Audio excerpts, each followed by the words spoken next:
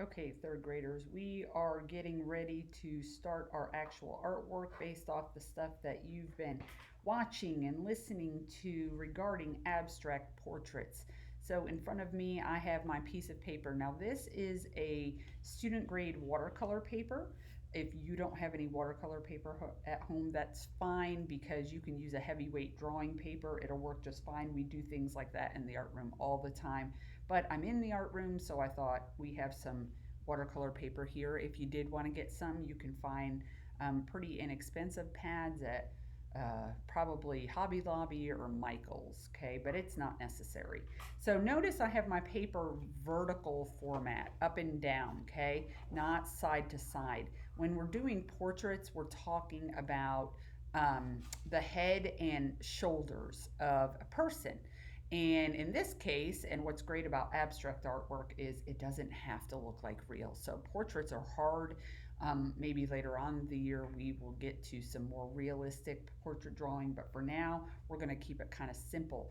And we're going to be talking about our geometric shapes. And if you need to do a little bit of review on geometric shapes, you can refer back to our virtual classroom pages, to the element of art shapes, and it'll tell you a little bit about those geometric shapes. Those are simple shapes like squares and rectangles and triangles and circles and things like that.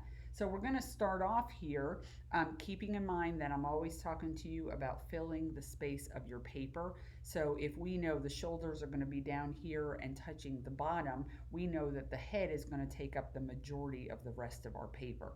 So you're going to choose a geometric shape of your liking. It doesn't matter. It does not need to be the same as mine. And I like to start with that shape. And we're going to go ahead and we're going to, I'm just going to use square rectangle. Notice I didn't get it quite centered. It's a little bit closer to this side than it is this side. Not a big deal. Okay. So I'm going to go from there and I'm going to put a neck on. Neck should support the head. However, it's abstract. So if it's this tiny little narrow neck or a triangle neck, it doesn't matter. We're sticking to our basic geometric shapes. I'm going to go ahead. My dude's going to be wearing a little V-neck, and I'm going to come back up here, and I'm just using some angle lines. Maybe you want to do more curvy lines. That's going to be up to you. Remember, you're the artist. So we're going to go ahead. Now, because it's a portrait, we're still going to have facial features, okay? But it's abstract. So you can play with this a little bit. Maybe you want to use the shape of the eye, and in the little basket, you will see that the basket on the page, you'll see a little bit extra on how to draw eyes. But again, it's abstract. So I'm going to kind of play with this, and I'm going to have one actually going in a different direction than the other one. And the other one I'm going to put over here like you might see it on a face.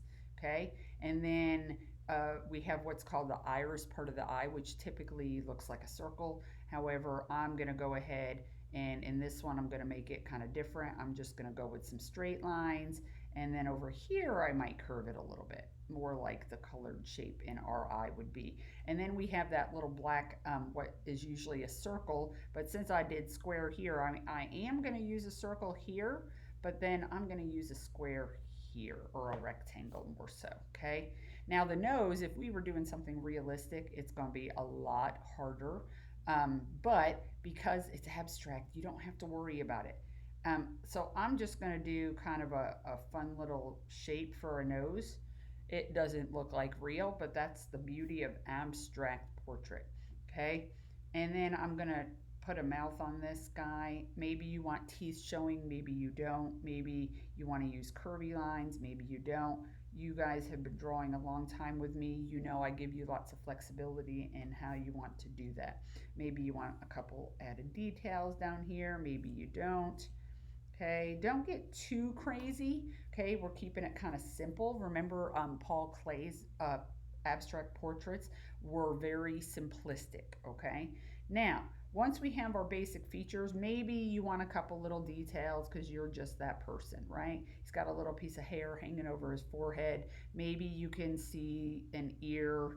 and maybe you can't on this side, or maybe the ear's down a little bit lower and smaller on this side. I don't know. Okay. Be creative, but keep it simple at the same time. So look, my portrait is near the top of my paper. Okay. It's near both sides of my paper. And if I push this up, you can see that it is touching right down to the bottom. Okay. That's what a portrait would do. Now, to further abstract things, and we won't be finishing this week. This is just kind of our starting point. So you're going to want to keep track of this as we go along. Okay. So don't lose it. Don't let the dog eat it.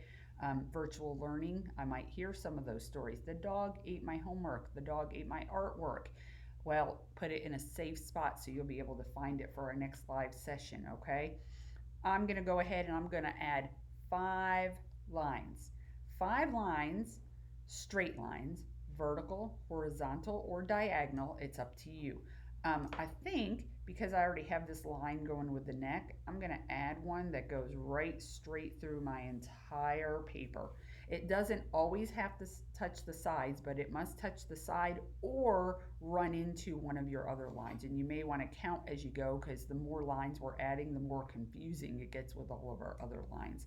So now I think I'm going to come down here and I'm going to add my second line. So there's 2. I'm going to come up here and I'm going to add a third line for 3. Okay, all the way to the edge there. I'm going to come over here and I'm going to add 4. And that means I still need 1 more, and I think I'm going to pop that right here. Notice I didn't put them all next to each other. I kind of spread them out. So this has further blocked up our paper, further abstracted it. Okay, so right now I'm kind of done with my pencil. Now as we move through this project over the next couple weeks, we are going to need some other supplies.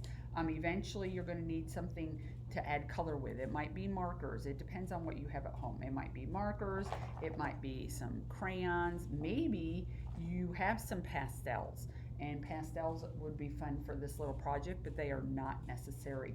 And then eventually you're going to want a small paintbrush of some kind. Okay, and some watercolor paint, some just a cheap little set, maybe Crayola has watercolor paints. Again, Walmart, Target, you can probably find those kinds of things. For today, all I really needed was my pencil and my ruler, possibly an extra eraser if your pencil doesn't have one on the end, and then a permanent marker. I have a black Sharpie, so let's make it black. If maybe all you have is purple, that's fine. Okay, nothing to say it has to be a black marker. That's on the supply list. However, don't get caught up in if something other color that you happen to have at home and that's all you can find on that day. And all I'm going to do with that black marker is I am going to trace the existing lines, the lines I already have. And if I go slow enough and I'm careful enough, I'm going to trace right on top of those pencil lines, and I am not going to have to worry about any cleanup when I'm done. But I'll show you. Miss Waters is going to move a little quicker, and see right there, I did not stay directly on that pencil line. And the quicker you go, the more that's going to happen. But if you are drawing light until you get it right, like Miss Waters is always telling you to, then erasing those pencil lines here in just a minute will not be too difficult to do. Miss Waters drew a little bit darker for the sake of you being able to see this on video. And don't forget, I'm a trained professional. So there's that. You guys are professionals in training. So draw light, because you might have made mistakes along the way. You might want to decide that after we do this together that you're going to want to change something up, and you're going to get a whole new sheet of paper, or you're going to erase what you had because mom and dad don't want you wasting all the paper, because we're working at home and supplies are limited. So keep that in mind. Miss Waters is trying to move us along so you're not sitting watching this video, but the good thing is it's recorded for you so you can go back. All right, so I've traced all my pencil lines. Now I just wanted to kind of show you what you're going to want to do before the next step is, if you have any of those pencil lines, see how I didn't go right there, hanging out, that you're going to want to just quickly go in and erase those. Little lines, little areas like that aren't going to show up real well because I was pressing harder so you could see. But um, if you had bigger mistakes, you know if you press too hard with your pencil, those lines are still going to show up and it's going to make your artwork look messier, and the neater it is, the better it's going to turn out at the end. Okay, for this part, we're going to stop right here. I'm going to hold on to this and I'm going to have it ready for our next video when we're ready for it. Okay, so see you soon.